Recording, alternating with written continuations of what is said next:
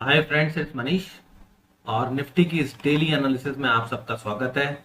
तो फ्रेंड्स, हमने कल वीकेंड में तो एनालिसिस करी नहीं थी, तो इसलिए आज स्टार्ट करते हैं ओवरली चार्ट से।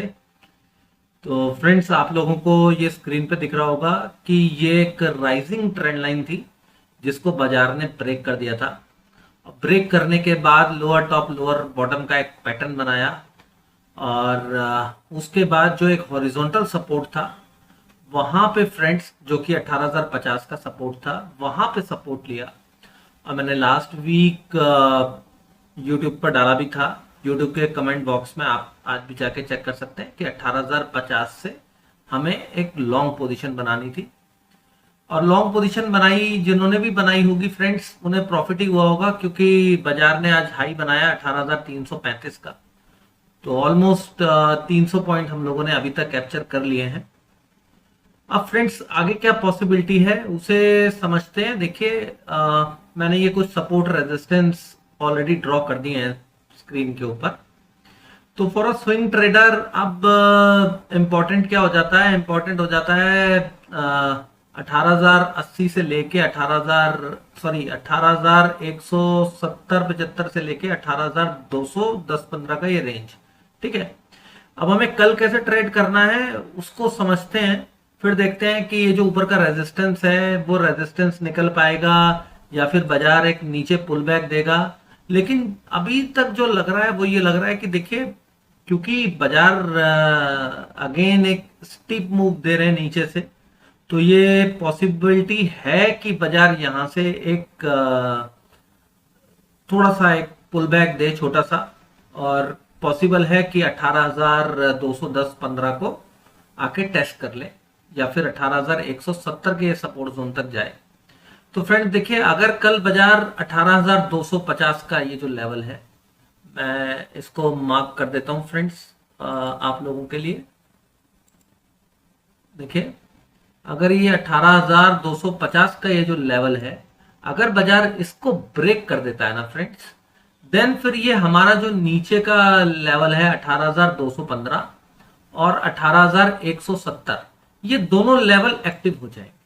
ठीक है, तो कल 18,250 के सपोर्ट पे नजर बना के रखिएगा कि अगर ये ब्रेक होता है तो फिर हमें 18,215 से 170 के बीच में ट्रेड लेना है। ठीक है, अब ये भी हो सकता है कि बाजार 18,250 तक आए ना, और ये जो ट्रेंड लाइन और के नीचे ये जो पूरा सपोर्ट जोन है अप टू 18,280 या 70 से 80 के बीच में 10 पॉइंट और एक मान लीजिएगा कि हो सकता है छोटा सा फॉल आए, तो इसकी वजह से 10 एक पॉइंट और नीचे भी चला जाता है और विक बन जाती है यूजुअली। तो 270 से 280 के बीच में अगर कहीं वो सपोर्ट बना लेता है, देन फिर हम लोग क्या करेंगे, हम लोग कॉल में बैठेंगे और हमारा क्या टारगेट होगा, वो सीधा सीधा जो नेक्स्ट रेजिस्टेंस है 18,340 का। और अगर बाजार इसके ऊपर भी टिक जाता है फ्रेंड्स, फिर हमारा जो नेक्स्ट टारगेट हो जाएगा वो 18,440 के आसपास तक का टारगेट हो जाएगा। ये एक रेजिस्टेंस का काम करेगा 18,440 के आसपास तक। ठीक है, तो 18,440 और उससे पहले 18,340 दो हमारे सपोर्ट बन जाएंगे। अगर ये दो टारगेट बन जाएंगे अगर ये 270 से 280 के बीच में सपोर्ट लेता है। अगर ये वहां सपोर्ट नहीं बनाता, 250 को ब्रेक कर देता है, फिर फ्रेंड्स ये हमारे जो सपोर्ट जोन है वहां तक आएगा। पहला टारगेट हमारा मैंने आपको बताया दिया 215 का, और दूसरा टारगेट 18,170 का बनेगा।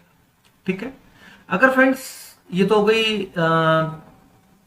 एक फ्लैट खुल के नीचे जाने की बात कि भाई 280 को या 70 को ब्रेक कर दे तो फिर वो 250 तक आएगा। और अगर उसने बाई चांस 250 पे सपोर्ट बना लिया फ्रेंड्स, 250 पे सपोर्ट बना लिया और उसके बाद जाके 280 को ऊपर ब्रेक कर दिया, फिर ये जो ऊपर के लेवल्स हैं, ठीक है, ये गैप डाउन की मैं बात कर रहा हूं कि अगर उसने 280 के आसपास सपोर्ट बना लिया तो ये जो ऊपर का लेवल है 345, इसका टारगेट एक्टिव हो जाएगा। और अगर 350 के ऊपर टिक गया तो देन 390 और 440 ये दो टारगेट हमारे ओपन हो जाएंगे फ्रेंड्स।